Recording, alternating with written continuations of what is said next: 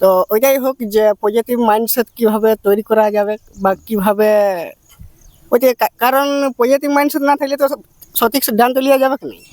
কারণ যা লিব সেটা নেগেটিভ বা পজিটিভ যদি না জানি তো যখন রেজাল্টটা আসবে কুয়ার তখন ওইটা আমরা বুঝতে পারবো যে যে সিদ্ধান্তটা আগে নিয়েছি সেটা ভুল ছিল বলে নেগেটিভ রেজাল্ট এলো। যদি পজিটিভ আসে তো ঠিক সিদ্ধান্ত ছিল।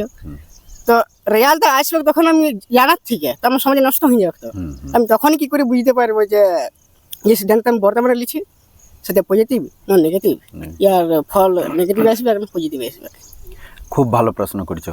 তাহলে প্রশ্নটা হলো কি যে পরিণামে যদি আমি জানতে পাই যে আমি যে পথটা যেতেছিলি সেটা পজিটিভ ছিল না নেগেটিভ ছিল, ওইটার থেকে ভালো যে যখন আমি প্রক্রিয়াটা শুরু করছি তখনই যদি জানি যাই যে যেই পথটা আমি যাচ্ছি সেটা পজিটিভ বটে তাহলে ঠিক আছে, যদি নেগেটিভ বটে তাহলে ভুল আছে।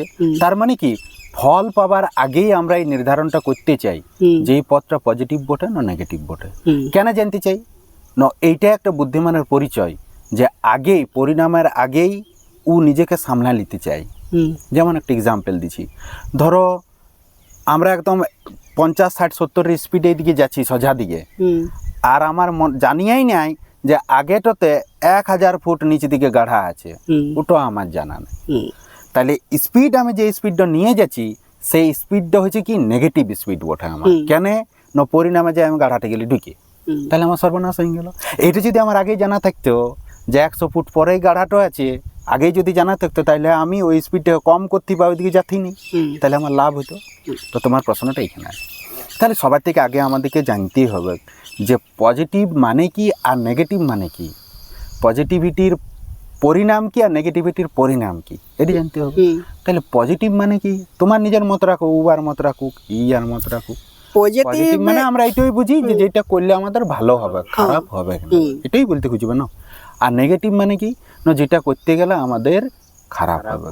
কিন্তু সমাজে অনেক সময় এমনি দেখা যায় যে পজিটিভ মানে হলো কি যেখানে হ্যাঁ বাচক শব্দ থাকবে, না বলে থাকবে নাই, অনেকে এমনি মনে করে। আর নেগেটিভ মানে ন দিয়ে শুরু হচ্ছে নেগেটিভ এন, তাহলে নো থাকবে। তো সব জায়গায় নো থাকলেই নেগেটিভ এমন লয়। যেমন হ্যাঁ বাচক বাক্য আর না বাচক বাক্য থাকে না, ওইটা একটা পজিটিভ সেন্টেন্স, একটা হচ্ছে নেগেটিভ সেন্টেন্স। তো ব্যাকরণের পজিটিভ সেন্টেন্স আর নেগেটিভ সেন্টেন্স আলাদা, আর জীবনের ক্ষেত্রে পজিটিভ আর নেগেটিভ আরও আলাদা।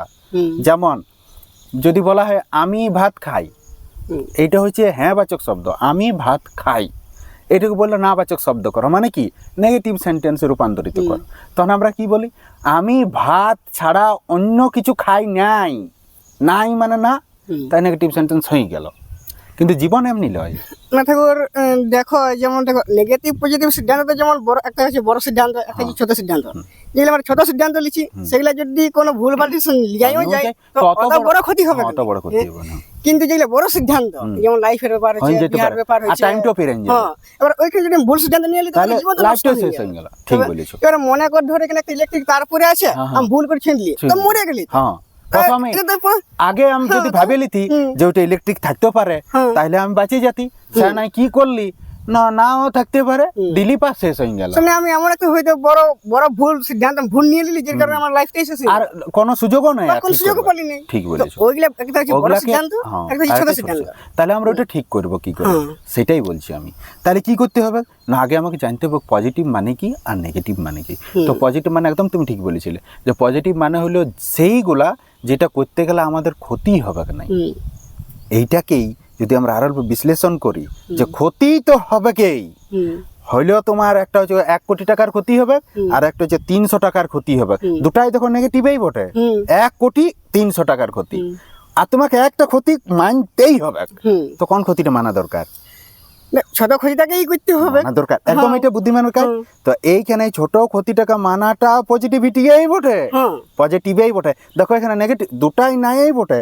যদি তোমাকে সরাসরি বলা হয় 300 টাকার ক্ষতি করো আর 1 কোটি টাকার ক্ষতি করো, তুমি বলবে না আমি দুটাই করবো না।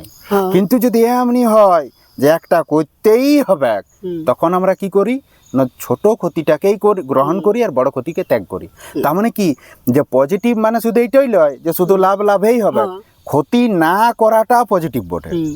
এক্সাম্পল আমরা জীবনে এমনি করিও, হইলো কেমন, আমার হাতে ক্যান্সার হয়ে গেছে, হাতে মানে কি ধরো আঙ্গুলে ক্যান্সার হয়েছে, তো ডাক্তাররা বললো হয় আঙ্গুলটা এখান থেকে কাটিয়ে দাও বাবু, হুম আর নাহলে আজ থেকে 3 মাস পর তোমার এই বাঁইটা থেকে এখান থেকে কাটতে হবে। হুম শুধু যদি বলতো হুম। এই তোমার রোগ মুখ কোনো হয় না, তোমাকে বললো এই তোমার এই আঙ্গুলটা কাটিয়ে ফেলে দাও, তুমি কি বলবে? না কেন কাটবো? হুম তোমাকে বলে হাত কাটিয়ে ফেলে দাও, না কেন কাটবো? হুম। কিন্তু যদি তুমি জানিয়ে গেলে যে আঙ্গুলটা না কাটলে আমার গোটা হাতটাও কাটতে হবে, হুম। তখন তুমি কি করো? আঙ্গুলটাকেও কাটিয়ে দিও। তো হ্যাঁ, যে এটা বড় পজিটিভ ক্ষতি থিঙ্কিং হওয়ার থেকে তার মানে কি বড় ক্ষতির থেকে বাঁচার জন্য ছোট ক্ষতি গ্রহণ করা, হুম এইটাও পজিটিভ থিঙ্কিং বটে। হুম আর বড় লাভ দূর করার থেকে হুম ছোট লাভকে দূর করে দিয়া, এটাও পজিটিভ থিঙ্কিং বটে, হুম। বটে না?